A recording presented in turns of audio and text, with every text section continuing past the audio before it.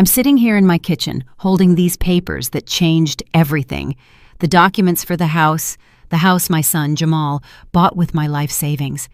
My hands are trembling, not from anger, but from a sadness so deep it hurts to breathe. I've just found out something I never could have imagined.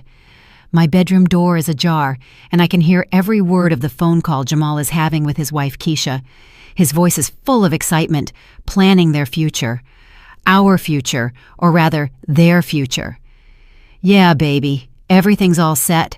The papers came in today. The house is officially ours. I hear him laugh, that same laugh that used to fill me with such joy when he was a boy. Your mama is going to be so happy to live with us. Finally, Miss Cynthia will have her own room with a view of the garden, just like she always wanted. My heart stops. Miss Cynthia, his mother-in-law, Keisha's mother, is going to live in the house I paid for. The house where I thought I'd have my place, my space, my family. And me, Jamal? I whisper out loud, knowing he can't hear me. I continue to listen. Nah, baby, we already talked about this. My mom's fine in her apartment. Besides, you know how she is. She always finds something to fuss about. It's better this way, more peaceful for everyone. Us, the kids, and your mom. A real family. A real family. The words stab my chest like ice-cold needles. I, who sacrificed my entire life savings, who sold my mother's jewelry, who mortgaged my financial peace of mind so he could have this house. I'm not part of their real family. I close my eyes and memories crash over me like waves. It was 6 months ago when Jamal came to my place with that sad puppy dog face he always puts on when he needs something. He sat exactly where his phone is now, at this kitchen table, and explained his dream. Mama, I found the perfect house. It's everything Keisha and I ever dreamed of. 3 bedrooms, a yard for the kids in a nice neighborhood, but I need your help. I just need $20,000 for the down payment. I promise I'll pay you back in 2 years, Mama. And of course, you'll always have a place with us. You'll always have a place with us. Those were his exact words. I remember them because I wrote them down that night in my journal. I was so excited I couldn't sleep. Finally, after years of feeling like a visitor in my son's life, I'd have a place. A home where I could grow old, surrounded by the laughter of my grandchildren, family dinners, and warm holiday gatherings. Jamal, baby, did you tell your mom about the plans yet? Keisha's voice cuts through the phone like a knife. What plans, baby? The plans that she's not moving in with us, that the house is just for the 3 of us adults and the kids. You know my mom needs her peace, and we already talked about how your mom can be hard to live with. Hard to live with. I, who have lived 69 years without bothering a soul, who raised this man on my own after his father left us, who worked double shifts to pay for college, who never asked for anything in return. I'm hard to live with. No, I haven't told her yet, Jamal says. I figured we could talk about it after the move. You know how she gets when things change. You know how she gets. They're talking about me as if I'm a difficult child, not the woman who is giving them the opportunity to have this house. I get up from my chair in silence and walk to the window. Outside it's raining, and the drops slide down the glass like the tears I won't let myself cry. 25 years working as a secretary at that drab office. 25 years saving every dollar, denying myself small luxuries, buying clothes on sale, packing my lunch. Also, I'd have something to leave my son, to have security in my old age, so I wouldn't be a burden. And now it turns out I'm a burden anyway. Baby, I think we need to start figuring out how we're going to tell her. Maybe we could suggest she find a smaller apartment, something more in line with her needs, something more affordable. Keisha's voice sounds so natural, so practical, as if they're just discussing what to have for dinner. Something more affordable, right? Now that they have my $20,000, now that they've gotten what they wanted, it's time for me to find something more affordable, something more in line with my needs. As if my needs don't include the love and company of my only family. The phone falls silent, and I hear Jamal's footsteps coming toward the kitchen. I quickly sit down and pretend to be looking at the electric bill as if I heard nothing, as if my world hadn't just crumbled in the last 10 minutes. "Hey, Mama, how you doing?" His voice is normal, affectionate, as if he hadn't just finished planning to exclude me from the life I helped pay for. "I'm good, son. Are the papers for the house all set?" "Yeah, perfect. Everything's in order. We'll be able to move in soon and start a new chapter." A new chapter for him, for Keisha, for Miss Cynthia, and for his kids. A new chapter where I don't exist. "That's good, son," I say, my voice calm and controlled. "I'm happy for you." He smiles and leans in to kiss my forehead, just like he always does. That gesture that once filled me with such tenderness now feels like a mockery, like the kiss of Judas. "Thanks for everything, Mama. You know this wouldn't have been possible without you. Without me, but also without me in the future. How ironic." When he leaves, I'm alone again with these papers in my hands. The documents certify that my son now has a $150,000 house, of which $20,000 came from my life savings. A house where his mother-in-law will have the room with the garden view that I had dreamed of for myself. I carefully fold the papers and put them in the kitchen drawer, the same drawer where I keep bills, medical prescriptions, and now, it seems, my lost dignity. But something is changing inside me, something cold and clear, like the water running down the window. For the first time in years, I don't feel like crying. I feel like acting. That night, I couldn't sleep. I lay awake staring at the ceiling, thinking about all the times I should have seen the signs, all the times Jamal and Keisha treated me like I was invisible, but I justified it by telling myself they were just busy with their lives. All the times they borrowed money and never paid a single dollar back. But I called it helping family. I get up at 5 in the morning, as usual, but this time it's not out of habit. It's because I have things to do, important things that can't wait. I make my coffee in silence and sit at the kitchen table with my old notebook. It's where I usually write down my monthly expenses, but today I'm going to write something different. I'm going to make a list of all the money I've given Jamal over the last 5 years. Every loan, every little bit of help, every emergency that was never repaid.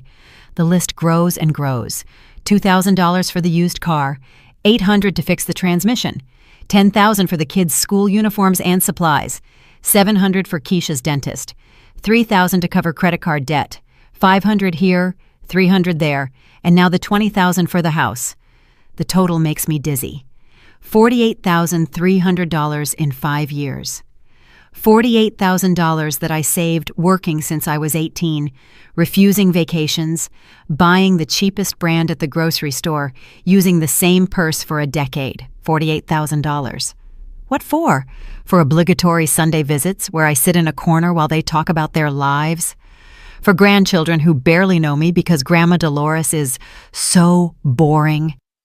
For being excluded from birthdays, graduations, and family dinners because we don't want to inconvenience you, Mama. We know you don't like to go out. I close the notebook and walk to my bedroom. I open the closet and pull out the shoebox where I keep all my important documents. Birth certificates, my will, insurance policies, bank statements, everything that certifies my legal and financial existence. I wrote my will 3 years ago when I turned 66. In it, Jamal inherits everything. My apartment, my savings, my life insurance, even my grandmother's jewelry stored in the safety deposit box at the bank. Everything for him, because he's my only son, my only family, my reason for living. How naive I was. It's 7 in the morning when my phone rings. It's Jamal. "Hey, Mama, how you doing this morning?" "I'm doing good, son," I say, my voice sounding normal, but inside it feels like another person is speaking. "You need something?" "Well, yeah, Keisha and I were talking last night and we were wondering if you could help us out with a little something. You know, with the move, there are some extra expenses we didn't account for." More money. It's always more money. "How much do you need?" "Just $3,000, Mama. For the movers, some furniture we need, paint for the rooms, just to get the house perfect for when we move in next week." Next week. He's moving next week. And he hadn't even told me when. He hadn't even invited me to see the house I paid for. "Jamal, can I ask you something?" "Sure, Mama, anything you want." "When do I get to see the house?" Silence. A silence so long that for a moment I think the call dropped. Well, Mama, the house is still getting some minor work done. When everything's ready, we'll take you over there to see it. You don't want to see it all messy, do you? And when am I going to move in with you? Another, even longer silence. Mama, about that, Keisha and I have been talking, and we think maybe it'd be better for you to stay in your apartment for now, until we see how we adjust to the new house. The kids are going to be nervous with the change, and Keisha is stressed with her new job. Her new job? Yeah, I didn't tell you? She got a position at an accounting firm. They're going to pay her real good, almost $2,000 a month. $2,000 a month. Keisha is now making $2,000 a month, but they still need my $3,000 for the move. My $3,000 that I'd have to take out of my savings, which I've been living on with a $700 a month pension. Jamal, I say again, I need to think about the $3,000. Think about it, Mama? You've never had to think before when I asked for help? Is everything okay? No, son. Nothing is okay. Nothing has been okay for years, but I was too blinded by love to see it. Everything's fine, son. I just need to check my accounts. I'll call you in a few days. In a few days? But Mama, we need the money by tomorrow. The movers want a 50% deposit, and I'll call you in a few days, Jamal. I hang up the phone before he can respond. My hands are trembling, but not from fear. It's something different. It's determination. I walk to my old computer, the one Jamal helped me set up 2 years ago so I wouldn't feel so lonely, Mama. I turn it on and wait patiently for it to load. I'm not great with technology, but I know the basics. I know how to log into my online bank account. There's my savings. After giving him the $20,000 for the house, I have exactly $2,300 left. $300 between me and total destitution, between me and depending completely on a son who plans to exclude me from his life as soon as he's settled into his new house. I pick up my phone and dial the bank's number. Good morning, National Bank. How can I help you? Good morning. I need to talk to someone about my savings account. I want to make some important changes. Certainly, ma'am. Could you please provide your account number and your full name? As I give my information, I feel something I haven't felt in years. Control. For the first time in a long time, I'm the one making the decisions about my money, my life, my future. How can we help you today, Ms. Jones? I want to remove my son as an authorized beneficiary on my account. I also want to cancel the additional debit card that is in his name. I understand. Is there a particular reason? Yes, there is. The reason is that I've just discovered I've been financing my own exclusion, that every dollar I've given them has been an investment in my own future loneliness. Personal changes in my family situation. Very well, Ms. Jones. I'll process these changes immediately. Anything else I can help you with? Yes. I want to know about my options for changing my will. The bank offers that service. We have agreements with some attorneys who specialize in estate law. Would you be interested in having us send you some information? Yes, please. To my registered address. When I hang up the phone, I feel different, as if I've taken the first step towards something new, something I don't yet fully understand, but know I need to do. My phone rings again. It's Jamal, of course. Mama, did we get disconnected? What happened? We didn't get disconnected, son. I told you I'd call you in a few days. But Mama, I need to know if you're going to help me with the $3,000. The movers are already pressuring me and keep them.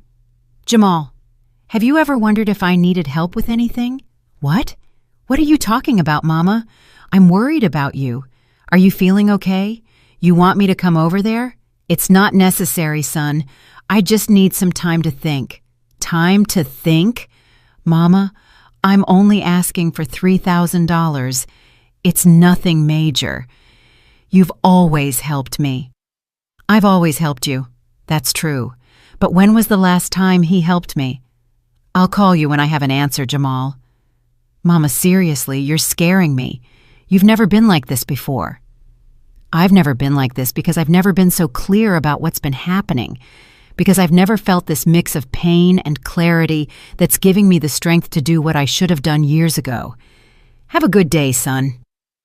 I hang up again, and this time I turn my phone completely off. I sit in my living room surrounded by the silence of my apartment, but for the first time in years, that silence doesn't hurt.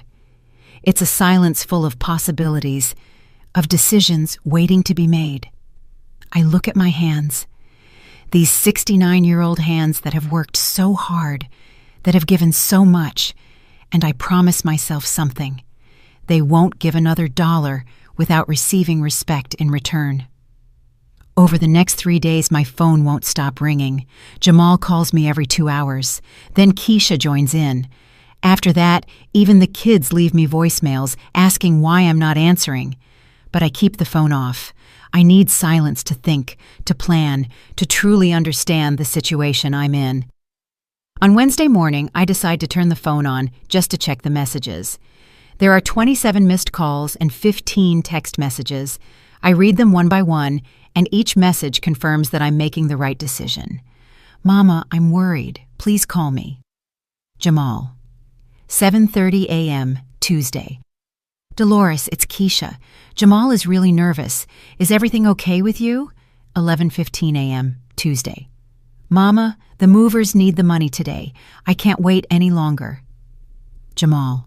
2:45 p.m., Tuesday. If you don't call me today, I'm coming over to your apartment. Jamal. 8:20 p.m., Tuesday. Grandma, Dad says you're sick. Are you okay? My grandson, 8-year-old DeAndre. My grandson, asking about me because his father told him I'm sick. Because for Jamal, the only explanation for me not immediately giving him money is that I must be sick. But the message that hurts the most, and at the same time gives me the most clarity, is the last one, sent early this morning. Mama, if this is about the house, we can talk. Maybe we can find a solution for you to have your space too, but I need you to help me with the move first. Then we'll fix the other stuff. Jamal. 6:30 a.m. today. Then we'll fix the other stuff. The other stuff is me, my place in their lives, my right to be in the house I financed, my dignity as a mother and a person. All of that is the other stuff that can be fixed later, once he gets what he needs. I get dressed carefully, brush my hair, and put on a little makeup. Today, I'm going out, and I have several important appointments. The first is at the bank at 10 in the morning. I walk the 6 blocks to the bank, enjoying the fresh air. I hadn't realized how much I missed walking without a rush, without thinking about the constant needs of others, just focused on my own thoughts and plans. At the bank, Ms. Anderson, the same woman who helped me on the phone, greets me. She's a woman my age, elegant and professional. Good morning, Ms. Jones. How are you feeling after the changes we made to your account? I'm feeling great, thank you. I came in today because I want to make some additional changes. Certainly, what can I help you with? I want to open a new savings account completely separate from my current one, and I want to transfer $10,000 from my main account to this new account. Any particular reason? Let's just say I want to have better control of my personal finances. Ms. Anderson nods in understanding. She's probably seen similar cases before, older women who need to protect their savings from family members who see them as an unlimited resource. An excellent decision, Ms. Jones. This new account will have a separate debit card and statements that can be sent to a different address if you wish. Yes, please. You can send the statements to a post office box. Of course.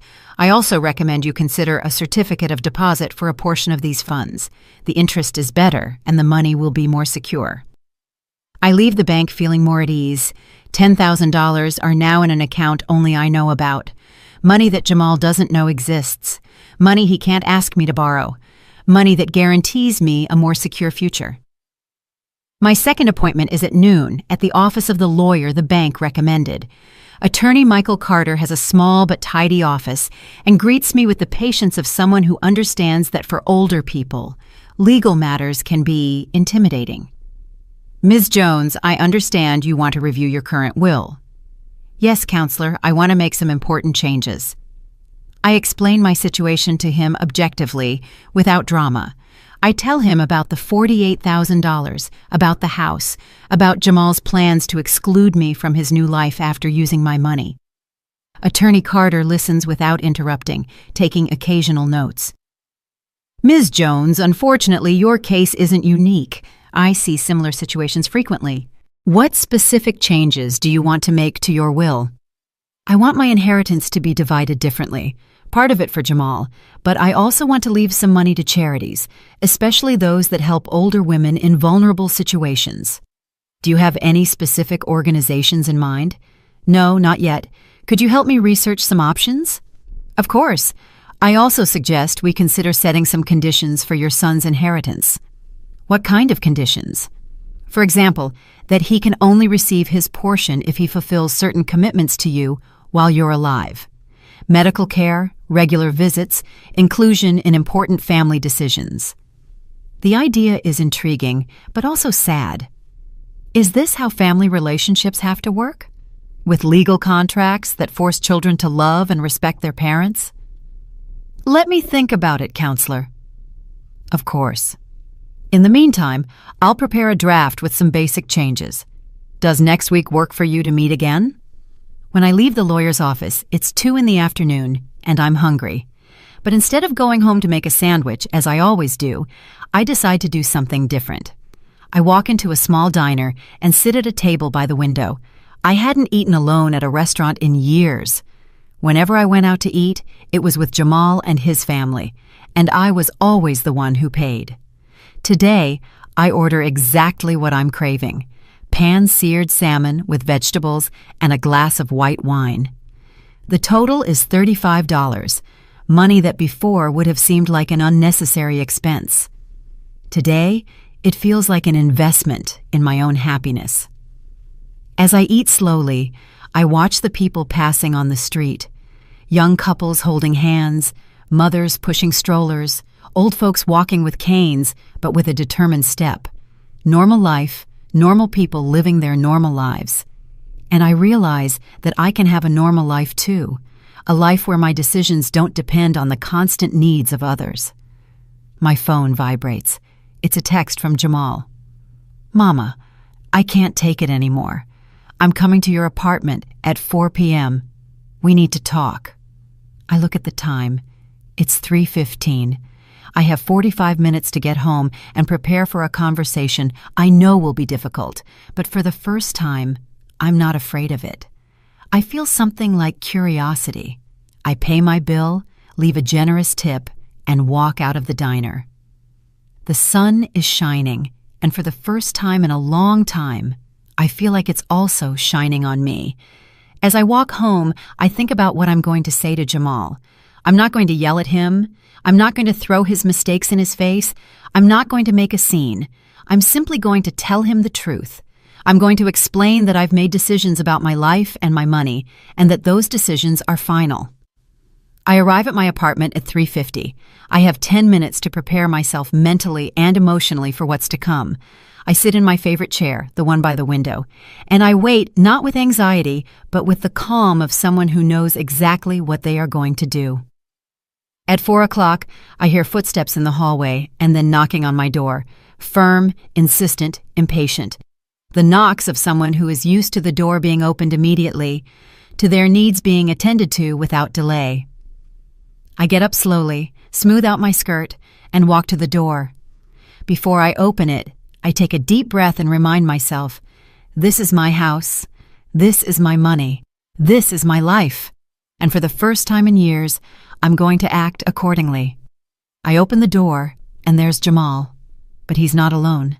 Keisha is standing behind him with an expression I know well, the face she makes when she wants to get something, but pretends she's worried about my well-being. They both look at me as if I'm a lost child they've finally found. Mama, thank God you're okay. We were so worried. Jamal starts to reach for a hug, but there's something forced in his gesture. Why weren't you answering the phone? Do you know how much you distressed us? Hello, Keisha, I say, and she just nods. I'm not a child, Jamal. You caused me more distress in the last 3 days than I've ever caused you. Mama, what are you talking about? We're a family. We need to be able to talk about things. Talk about things? You talked about me, but not with me. You talked about how I'm hard to live with, how you were going to put me in a more affordable apartment, all while using the money I gave you for your real family. You talked about me like I was a burden, a complicated problem that needed to be managed, not a person. Jamal's face pales. He glances at Keisha, who looks horrified. Mama, that's not what happened. We were just what, Jamal? Just planning to use me and then toss me aside? The $20,000, Jamal, the $48,300 I've given you over the last 5 years. Did you think it was an endless well? Did you think my love for you was a transaction, something you could get for free? Mama, please, I'm so sorry. I know we messed up. Keisha and I have been talking and we've changed our minds. We want you to live with us. We'll make it work, I promise. No, you won't, I say calmly. You won't, because you only want me to live with you now that you think you might lose something. You don't want me because you love me. You want me because you're afraid you'll lose access to me. But you've already lost me, son. You lost me when you decided I wasn't part of your real family. He starts to cry, big, heaving sobs, and Keisha tries to comfort him. Mama, please don't say that. I am saying it, I say firmly.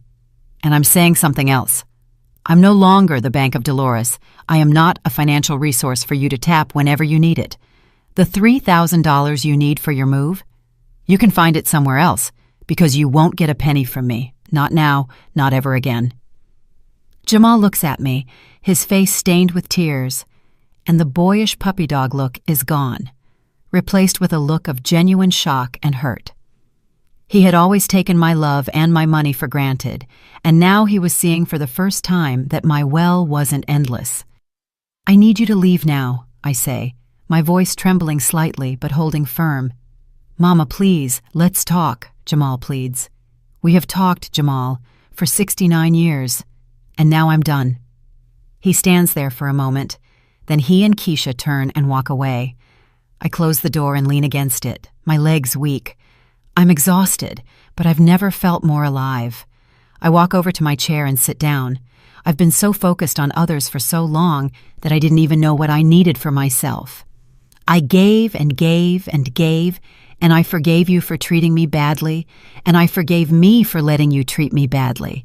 So why do I still feel like there's a distance between us? Because forgiveness doesn't erase consequences.